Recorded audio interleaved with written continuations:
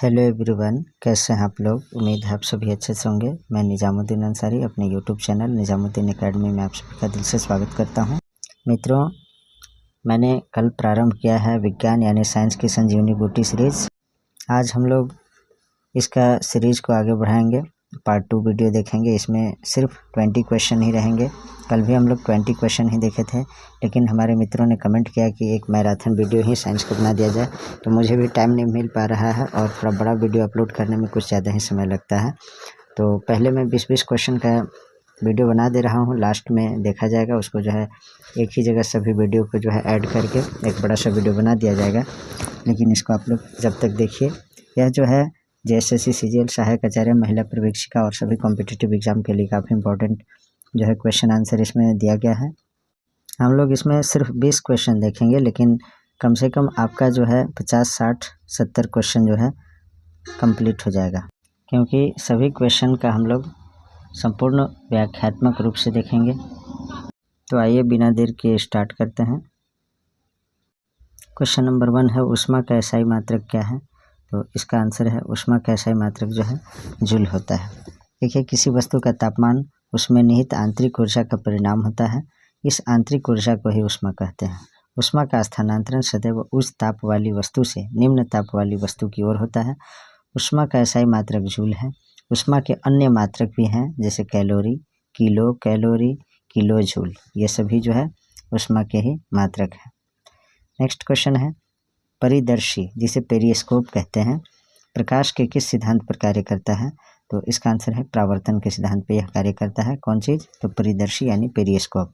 देखिए, परिदर्शी पेरिस्कोप प्रावर्तन के सिद्धांत पर कार्य करता है। इसका प्रयोग पनडुब्बी युद्धपोत में छिपे सैनिकों का पता लगाने के लिए किया जाता है। अगला प्रश्न है, रजत को दूरदृष्टि यानी हाइपरमेट्रोपिया है, नेत्र रोग विशेषज्ञ दृष्टि को सही करने के लिए किस प्रकार का लेंस सुझाएंगे। तो देखिए, दूरदृष्टि में जो है कॉन्वेक्स लेंस यानी उत्तल लेंस का जो है चश्मा जो है डॉक्टर उसको सलाह देंगे कि उत्तल लेंस का जो है चश्मा तुम यूज करो।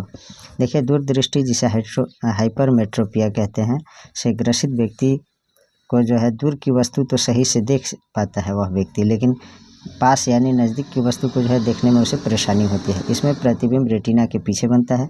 इसके निवारण के लिए उत्तल लेंस यानी कॉन्वेक्स लेंस का उपयोग किया जाता है। देखिए, अगर यही रहेगा निकट दृष्टि दोष रहता तो उसमें अवतल लेंस होता, उसको जो है अवतल लेंस से जो दूर किया जाएगा निकट दृष्टि दोष को। तो आप लोग आसानी से याद कर सकते हैं। जैसे दूर है ना, ये छोटा वर्ड है, तो इससे जो है उत्तल लेंस, इसमें उत्तल छोटा वाला वर्ड जो है छोटा वाला से संबंधित है, और निकट ही 3 अक्षर वाला है, तो इसमें अवतल 4 अक्षर वाला, यानी निकट दृष्टि के लिए अवतल और दूरदृष्टि दोष को दूर करने के लिए उत्तल लेंस का व्यवहार किया जाता है। 34 नंबर क्वेश्चन है, लेकिन यहाँ हम लोग 4 मानेंगे इसको। निम्नलिखित में से किसका ध्वनि के वेग पर कोई प्रभाव नहीं पड़ता है। तो दाब का कोई प्रभाव नहीं पड़ता है। देखिए, ध्वनि तरंगे यांत्रिक अनुदैर्ध्य तरंगे हैं जो ठोस, द्रव तथा गैसों तीनों माध्यमों से संचारित हो सकती है। इसकी चाल माध्यम की प्रत्यास्थता तथा घनत्व पर निर्भर करती है। साथ ही माध्यम का ताप बढ़ने पर ध्वनि की चाल भी बढ़ जाती है, परंतु दाब का ध्वनि के वेग पर कोई प्रभाव नहीं पड़ता है। तो आंसर ये सही होगा। नेक्स्ट क्वेश्चन, अपेक्षिकता सिद्धांत के अनुसार निम्नलिखित में से कौन सा सदा एक समान रहता है। तो इसका जो सही आंसर है वह आपका प्रकाश का वेग जो है सदा एक समान रहता है। देखिए, अपेक्षिकता का सिद्धांत अल्बर्ट आइंस्टाइन ने विकसित किया है। इस सिद्धांत के 2 मुख्य अंग होते हैं। पहला विशिष्ट सापेक्षता और दूसरा सामान्य सापेक्षता। इस सिद्धांत की परिकल्पना में प्रकाश का वेग हमेशा स्थिर रहता है। अगला प्रश्न है, निम्नलिखित में से किस तत्व की विद्युत चालकता अधिकतम होती है। तो विद्युत चालकता सबसे अधिक चांदी की होती है, जिसे सिल्वर कहते हैं। देखिए, प्रतिरोधकता के व्युत्क्रम को चालकता कहते हैं। दिए गए धातुओं में चांदी की विद्युत चालकता सबसे अधिक होती है। अगला प्रश्न देखते हैं, जब किसी वस्तु को पृथ्वी से चांद पर लाया जाए तो क्या होगा। तो भार बदल जाता है, परंतु द्रव्यमान उतना ही रहता है।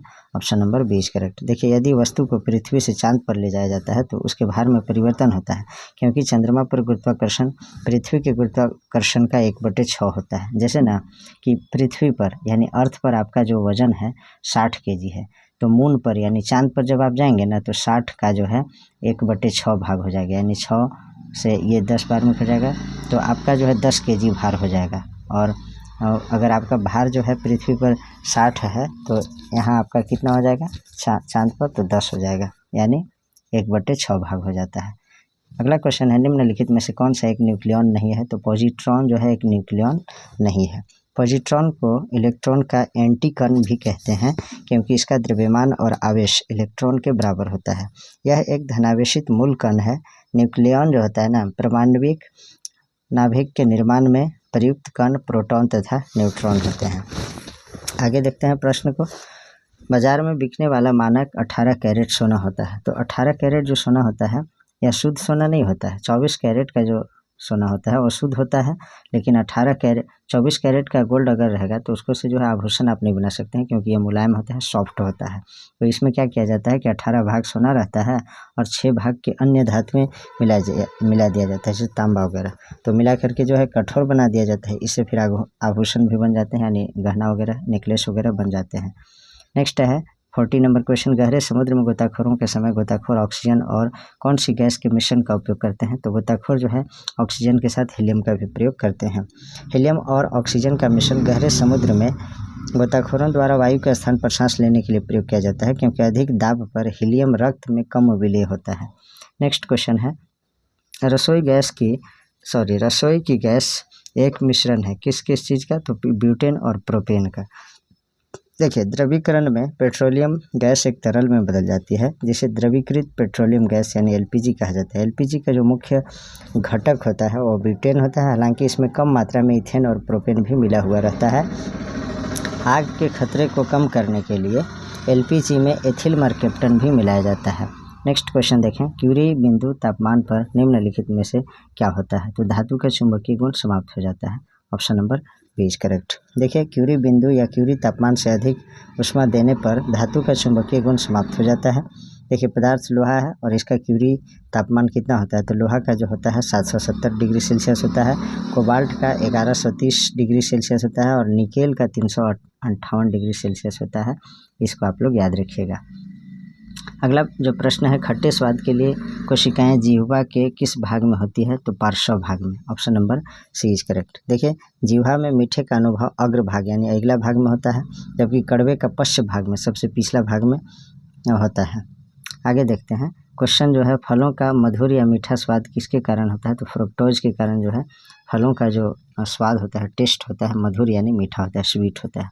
नेक्स्ट क्वेश्चन है, मानव शरीर में रक्त की अपर्याप्त आपूर्ति को कहते हैं तो इस्कीमिया कहते हैं। Option number A is correct. देखिए, यदि मानव शरीर में रक्त की अपर्याप्त आपूर्ति हो तो इसे इस्कीमिया कहते हैं। इसकी वजह से ऊतकों में खाद्य पदार्थ नहीं पहुंच पाता और वह मर जाती है।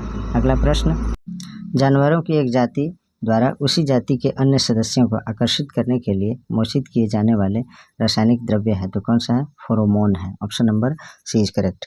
फेरोमोन जो है गंधयुक्त वाष्पशील वसीय अम्ल होते हैं, जिनके हवा में उड़ते गंध संवेदना के कारण जाति के अन्य सदस्य प्रभावित होते हैं। नेक्स्ट क्वेश्चन है, निम्नलिखित में से किसे आनुवांशिकी का जनक कहा जाता है? तो मेंडल को जो है आनुवांशिकी का जनक कहा जाता है। Option number B is correct. Gregor John Mendel ने आनुवांशिकता या वंशागति के मूल नियम बनाकर आधुनिक आनुवांशिकी की नींव रखी, इसलिए इन्हें आनुवांशिकी का पिता, फादर ऑफ जेनेटिक्स कहा जाता है। मित्रों, नेक्स्ट है, किस रोग से रक्षा करने के लिए शिशुओं को डीपीटी का टीका लगाया जाता है? तो रोहिणी, कुकुर खांसी और टिटेनस से बचाने के लिए डीपीटी का टीका जो है बच्चों को लगाया जाता है। Option number D is correct. ये तीनों जो है ना, कौन कौन? रोहिणी, कुकुर खांसी और टिटेनस जो है, ये तीनों बैक्टीरिया जनित जो है रोग हैं। नेक्स्ट क्वेश्चन 49 है, जो हम 9 नंबर इसको काउंट करेंगे। ये सेकेंड लास्ट क्वेश्चन है आज के लिए। हमारी छोड़ी हुई सांस की हवा में कार्बन डाइऑक्साइड की मात्रा लगभग कितनी होती है? तो 4% होती है। देखिए, हमारी छोड़ी गई सांस की हवा में कार्बन डाइऑक्साइड की मात्रा जो है 4% होती है। वायुमंडल में CO2 की मात्रा जो है लगभग 0.04% है। इसे याद रखेंगे। लास्ट क्वेश्चन है आज का, पके हुए अंगूरों में होता है तो क्या होता है? पके हुए अंगूरों में जो होता है ग्लूकोज होता है। पके हुए अंगूरों में ग्लूकोज होता है। यह एक मोनोसेकेराइड शुगर है जिससे ऊर्जा मिलती है। आप लोग से मेरा एक प्रश्न है कि अंगूर की खेती को क्या कहा जाता है? कमेंट बॉक्स में आंसर लिखेगा। और मैं जो है इस सीरीज़ को स्टार्ट जारी रखूँगा, क्योंकि एक ही दिन में अगर मैं मैराथन क्लास अपलोड करता हूँ तो थोड़ा सा जो है उपकरण मेरा मोबाइल जो है काम नहीं कर पाता है। तो मैं एक मैराथन वीडियो डाला हूँ पार्ट 1 पार्ट 2 करके झारखंड जीके के लिए, तो उसको आप लोग देख लीजिए। और ये जो है संजीवनी बूटी जो है छोटा छोटा वीडियो में ही अभी आ पाएगा, इसके लिए हम क्षमा प्रार्थी हैं। तो please like comment share and subscribe our YouTube channel Nizamuddin academy. Thanks for watching.